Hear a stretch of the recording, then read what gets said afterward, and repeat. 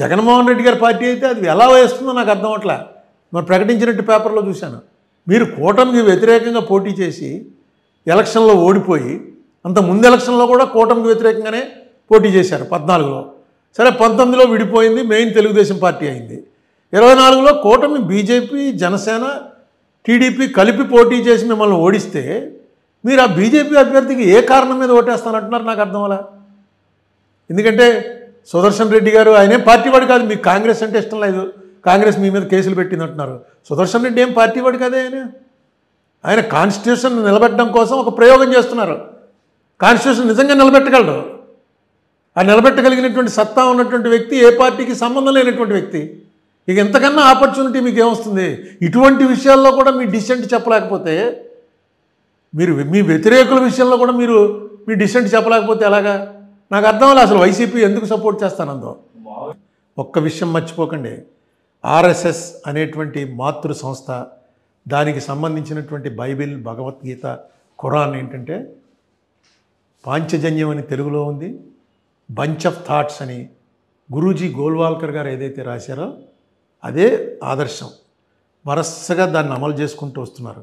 దాంట్లో ఆయన క్లియర్గా రాశాడు, ముస్లిమ్సు, క్రిస్టియన్సు ఈ దేశంలో ఉండటానికి అర్హత లేదు అని రాశాడు ఆయన. అలాగే సోషలిస్టులు అంటే కమ్యూనిస్ట్ పార్టీ వాళ్ళు కానీ, ఇందిరాగాంధీ కానీ, వీళ్ళందరూ సోషలిస్టులు జయప్రకాష్ నారాయణ గారు కానీ, వీళ్ళెవ్వరికీ కూడా ఈ దేశంలో ఉండేటువంటి హక్కు లేదు. ఇది మన బేసిక్ సనాతన ధర్మానికి ఇవన్నీ వ్యతిరేకం అని ఆయన చెప్పినటువంటి మాటలతోటి మీరు అంగీకరిస్తే, టీడీపీ వారు కానీ, వైసీపీ వారు కానీ, బీఆర్ఎస్ పార్టీ వారు కానీ, ఆయన మన కేసీఆర్ గారి పార్టీ, మీరు వాటితో అంగీకరిస్తే ఈ ఎలక్షన్లో వేయండి. ఇదేదో వైస్ ప్రెసిడెంట్ ఏదో చిన్న ఎలక్షన్ అనుకోకండి. ఇలా వైస్ ప్రెసిడెంట్ కానీ, ప్రెసిడెంట్ ఎలక్షన్ కానీ ఇప్పటివరకు భారతదేశంలో ఎప్పుడు రాలా. ఇది రాజ్యాంగ ఉండాలా, బీజేపీ ఉండాలా? బీజేపీ అనేటువంటి పార్టీ రాజ్యాంగాన్ని పక్కన పెట్టి దేశాన్ని పరిపాలించడానికి ఫస్ట్ మెట్టిది. ఇప్పటిదాకా డెమోక్రటిక్గా వచ్చారు. ఉన్నటువంటి వైస్ ప్రెసిడెంట్ని ఆల్మోస్ట్ పారిపోయేలా చేసి వైస్ ప్రెసిడెంట్ ఎలక్షన్ తీసుకొచ్చారు. ఈ తీసుకొచ్చింది కూడా వాళ్ళకి పూర్తి మెజార్టీతో ఉన్న టైంలో తీసుకురాలా, వాళ్ళు గ్యారంటీగా నెగ్గుతారన్న టైంలో తీసుకురాలా. మీరు కూడా వేస్తే కానీ నెగ్గని పరిస్థితుల్లో ఈ ఎలక్షన్ తీసుకొచ్చారు. ఆలోచన చేయండి. లేదు బీజేపీ వారి ఆలోచన కరెక్టు, ఆర్ఎస్ఎస్ ఆలోచన కరెక్టు, గురూజీ గోల్వాల్కర్ గారు చెప్పింది చాలా కరెక్ట్ అని అనుకుంటే వేయండి. నేను మిమ్మల్ని తప్పు పట్టలేను, జనసేన వారు కానీ.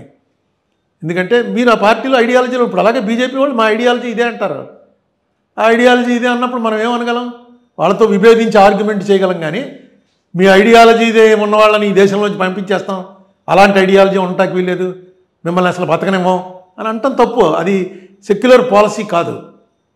సో బీజేపీ వారు వారి ప్రచారం వారు చేసుకుంటూ వస్తున్నారు. ఇప్పుడు ఏం చేస్తున్నారంటే ట్రిక్ ప్లే చేస్తున్నారన్నమాట. మీ మీద ఈడీ వాడతారనో, కేసు వాడతారనో, మరొక రకంగా ఇరుకును పెడతారనో భయపెట్టి, ఏ రకంగా అయితే బ్రిటిష్ వాళ్ళు ఈ దేశాన్ని స్వాధీనం చేసుకున్నారో, ఏ రకంగా గజనీ, గోరీ మొదలైనటువంటి వాళ్ళు ఇక్కడ ఉన్నటువంటి గొడవల్ని ఆసరాగా తీసుకుని వచ్చారో, ఆ రకంగా ఈ బీజేపీ ఆక్రమణ చేసేటువంటి ప్రయత్నం చేస్తుందేమోనని నా అనుమానం. చిచ్చి నీది అనుమానం, ప్రయత్నం ఏంటి? మేమంతా వాళ్ళకి సపోర్ట్ అయ్యా, ఏం ఆడుతున్నావు నువ్వు అనుకుంటే అది వేరే విషయం.